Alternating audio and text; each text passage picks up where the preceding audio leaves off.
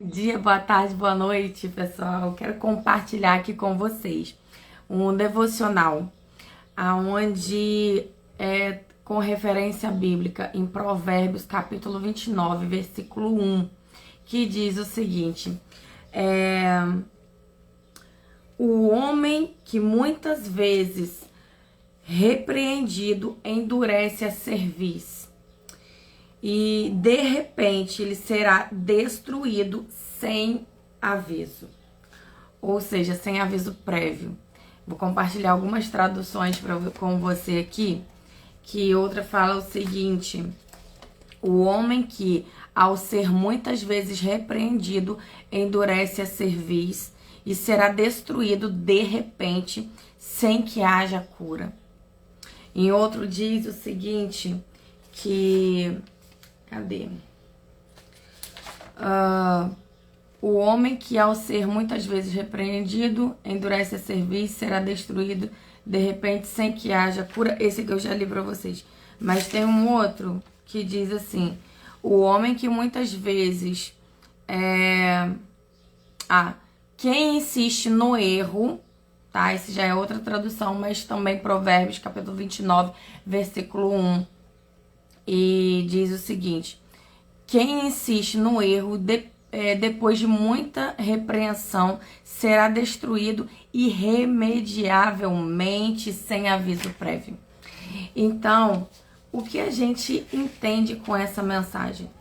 A pessoa que insiste no erro, a pessoa que sabe, tem consciência do que é certo, do que é errado, do que tem feito na sua vida, suas escolhas, mas ele insiste no erro, né? Muitas das vezes dá desculpinhas, conta historinha para querer se justificar por estar escolhendo persistir no que é errado.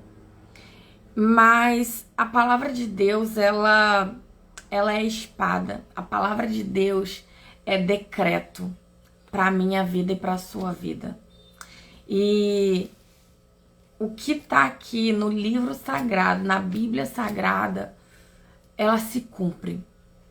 Porque não é uma palavra qualquer, não se trata de um livro qualquer. Se trata da palavra de Deus, que é viva e eficaz. Se trata da palavra de Deus, a qual palavra é essa que tem tanto poder, que ele criou céus e terra e tudo que nela há, com o poder da sua palavra. E quem pode ir contra a palavra de Deus? O que pode ir contra a palavra de Deus? Nada nem ninguém pode ir contra a palavra de Deus. E essa é a palavra dele. E se tá aqui, nos serve de direcionamento, de alerta. Não é pressão psicológica, não é ameaça, é um decreto, é real. E se tá aqui, é porque devemos ter muita atenção. O que isso significa? O que quer dizer? Né? Eu coloquei aqui qual o significado de cerviz. Né? Vou estar lendo novamente, e onde fala o seguinte: olha, o homem que muitas vezes, homem, mulher, seja o que for, a pessoa, o ser humano que muitas vezes ele é repreendido, ele endurece a cerviz, né? Tem aquela pessoa que ouve e se atenta, faz uma autoanálise e que ele se arrepende e ele determina em mudar suas atitudes e fazer o que é certo. E tem aquele que não aceita, acha por bem inventar desculpa e continuar no erro, para continuar no erro, né? Então, cerviz, biblicamente, ele significa atitude teimosa e difícil. Difícil de controlar, né? É aquele que tem, tipo assim, como eu falei anteriormente, né? Ouve, entende e tudo mais, mas escolhe permanecer no erro. Então, teimosamente, né? E difícil de controlar aquilo ali. Então, assim, tem coisas que só você pode mudar. Tem coisas em você que você pode, você tem capacidade, domínio próprio para poder mudar, né? Mas aquele que endurece a cerviz, aquele que escolhe permanecer com suas atitudes teimosamente ali, né? Enfim, existe uma palavra para isso, um decreto no mundo espiritual. Nós somos nascidos no amor de Deus, como diz lá em Efésios capítulo 1, versículo 4, se eu não me engano. Vou conferir aqui, porque a palavra de Deus é uma coisa muito séria, com a palavra de Deus não se brinca. E a gente tem que ter muita atenção ao estar ministrando, a estar compartilhando dessa palavra. E o ideal é que examine a escritura, para que a gente não venha deturbar a palavra. Por isso eu quero ler aqui com você. Efésios capítulo 1, versículo 4 diz assim: como também nos elegeu nele antes da fundação do mundo, para que fôssemos santos e irrepreensíveis diante dele em caridade. O que quer dizer? Em outras traduções diz assim, que antes mesmo da fundação do mundo, antes mesmo dele criar céus e terra, né? Que estou aqui destrinchando a palavra para ficar mais claro ainda. Nós nascemos nele em amor. Nascemos no amor de Deus. Antes dele fundar os céus e a terra, ou seja, nós somos projetos de Deus. Antes de tudo, nós já éramos nascidos nele. Para comprovar isso, antes mesmo de ter qualquer ser vivo na terra, ele fez árvores frutíferas para alimentar os seres vivos, né? Então, antes de tudo, existia um projeto e um propósito, o porquê, o para quê, né? E ele diz aqui para sermos santos e irrepreensíveis.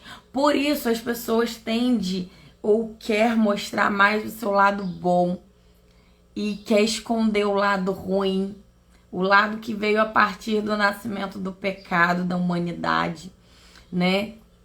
Algumas pessoas não, assume ali que tem um caráter ruim e que é mau e que gosta de fazer maldade e tudo mais, mas enfim, em sua grande maioria, né? Outros têm esse lado pecaminoso, assim, essa coisa de fazer o que é ruim e errado, mas quer justificar com desculpinhas, né?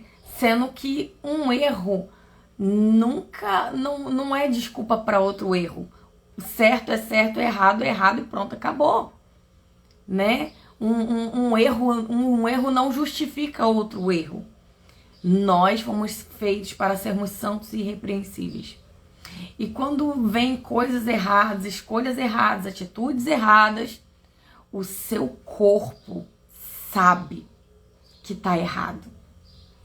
E ali fica ali a culpa culminando por dentro, por mais que a pessoa não admita, por mais que não queira confessar, mas no fundo sabe o que tá certo, o que tá errado e sabe quando erra, né? Mas existe o perdão, né? Deus entregou o seu único filho para morrer na cruz do Calvário, não foi à toa, não foi em vão. Foi para nos perdoar.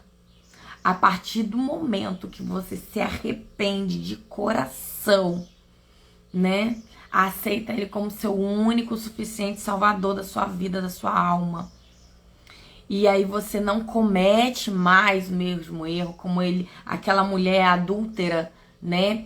Que queriam matar ela apedrejada e tudo mais. E chegaram diante do mestre, diante de Jesus, e falaram sobre o pecado dela e tudo mais. E ele falou: quem não tem pecado, que atire a primeira pedra. E ali foi saindo de um a um. Ele era o único que não tinha pecado. E ele perguntou para ela: mulher, cadê aqueles que te acusavam? E aí ela falou: não sobrou ninguém, Senhor. Então ele falou: então eu também não vou te acusar, eu também não te julgo, né? Digamos assim. E ele falou para ela: perdoados estão os seus pecados, vai e não peques mais. Ele era o único que podia acusar, julgar, condenar. Mas ele escolheu perdoar. Mas falou para ela: vai e não peques mais. E aqui diz o quê? Aquele que muitas vezes ele é repreendido, né? Mas que com atitude teimosa e difícil de controlar, que ele não quer controlar, né? Não escolhe não controlar, mas escolhe permanecer no erro. Olha o que diz aqui, olha, a sentença, né? Ele mesmo será destruído sem aviso prévio, né? Então, a questão é: como está a sua vida? Como está a sua vida? É momento de fazer uma autoanálise, né? É momento de conscientização. Como você tá hoje? Como que tá as 11 áreas da sua vida? Né? Aí, Juliana, 11 áreas? Como assim? Isso tudo? Sim, isso tudo. Tem a área emocional, espiritual, parentes, conjugal, filhos, social, saúde, servir, porque nós nascemos para servir, né? Já falo sobre isso com você. Tem o intelectual, financeiro, profissional, né? Tudo isso. Como tá a sua vida? Tá uma vida funcional? Tá disfuncional? Como é que tá? Né? Então, assim, faça uma autoanálise. Vê o que mais tá mais fraco, digamos assim, o que tá mais desafiador, né? E nós somos feitos de corpo, alma e espírito, né? Então precisamos ter uma conexão espiritual com Deus, o Pai, o Criador, né? Porque nas mãos dele tá todo o domínio, o controle, o poder de todas as coisas. E então peça a ele, converse com ele, se redime diante dele, porque é preciso ter conscientização para ter um ponto de partida, para então ter uma transformação. É muito importante a autorresponsabilidade, né, sobre as nossas atitudes, nossos atos, né? O que tiver de errado, enquanto há vida, há tempo de você se consertar, há tempo de, sabe, se redimir, se arrepender e buscar trilhar por um caminho certo, né? Para poder então as coisas se encaixar no seu devido lugar. E falando sobre o servir, né? Eu vi certa vez, foi até uma situação assim de, como que eu posso dizer, um orador de uma turma de faculdade estava se formando, né, em medicina, e aí ele falou sobre o seguinte, vou trazer rapidamente aqui, que tudo nasce para servir. A árvore, ela não dá frutos para si própria, a árvore, ela dá frutos para servir. A árvore, toda ela é para servir. Suas folhagens, né, nos serve de sombra, os seus frutos nos servem de alimento. E assim nós também, nós nascemos para servir. Você vê, um médico, ele nos serve para trazer cura, né? Deus deu capacidade, inteligência, ferramentas, métodos e tudo mais para trazer cura, né, para o físico. E tem um médico, ele é especialista para cada área, cada órgão do nosso corpo. É para servir, né? O bombeiro para poder apagar incêndio E assim vai indo, um pedreiro para poder estar construindo, né, com a orientação ali do mestre de obras, do engenheiro, do arquiteto. Gente, se você parar para pensar, as profissões, tudo é para servirmos uns aos outros, né? Como está o seu servir, né? A caridade, obra, servir a Deus, servir um familiar, alguém que está precisando.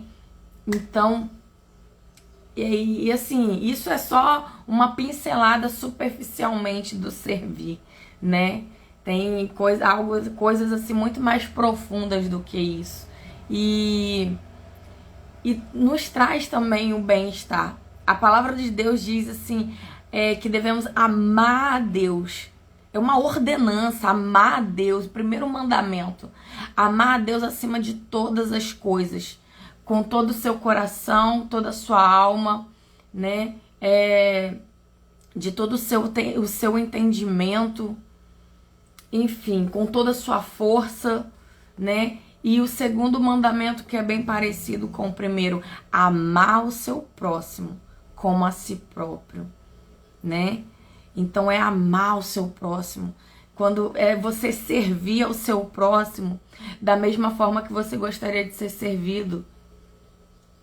Fazer pelo seu próximo da mesma forma do que você gostaria que fizessem por você. Se colocar no lugar do outro. Gente, é muito importante isso, é muito fundamental.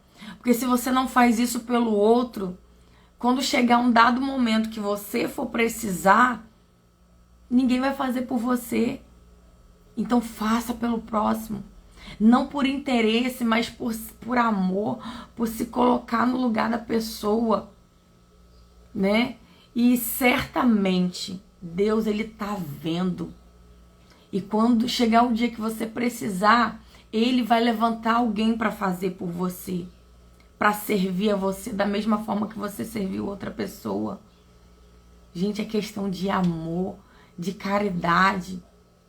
Fazer pelo outro que gostaria que fizesse por você da mesma forma também. Jamais fazer com o outro que você não gostaria que fizessem com você. Como está a sua vida hoje? Como está o seu servir? Então, assim, assuma as responsabilidades, toma posse aí da sua autorresponsabilidade. O ser humano tem a mania já há muitos anos, até desde lá de Gênesis, desde Adão e Eva, de querer jogar as suas responsabilidades para o outro, né? Quando Deus foi ali bater de frente com Adão, depois dele ter desobedecido a ordenança do Senhor de não comer do fruto proibido, né? E ali ele falou assim, olha só, é a mulher que tu me destes, né? Primeiro ele responsabilizou a mulher por ela ter oferecido a ele o fruto, e ele escolheu comer, né?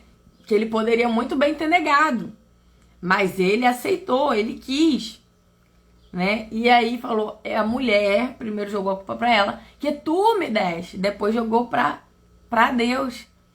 Como quem diz assim, se você não tivesse me dado essa mulher, né, não teria acontecido isso. Mas e o livre-arbítrio dele, né? Então, assim, isso já vem, creio que também foi por medo, né? Medo das consequências do que poderia acontecer. O fato de querer se livrar da culpa, né? Então, assim, desde de criancinha pequenininha, fica com medo quando faz alguma coisa de errado, fica com medo da mãe, com medo de apanhar, com medo de brigar com ele, medo da repreensão, medo do que está por vir, medo de ser surpreendido com algo negativo, com a consequência daquele erro, porque sabe que foi errado, enfim. E aí a pessoa, para tentar aliviar a sua consciência, inventa historinhas para poder tentar se livrar da culpa. Só que não é assim que funcionam as coisas, né?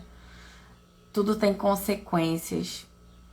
E quando não vem da mão do outro, né, diretamente ali, Deus, os olhos de Deus são como chama de fogo, está a todo lugar ao mesmo tempo. Ele sabe de todas as coisas. Ele sonda a nossa mente e o nosso coração. Mas ele nos ama tanto, tanto, tanto, que ele nos dá oportunidade. Jesus derrama sobre nós o sangue.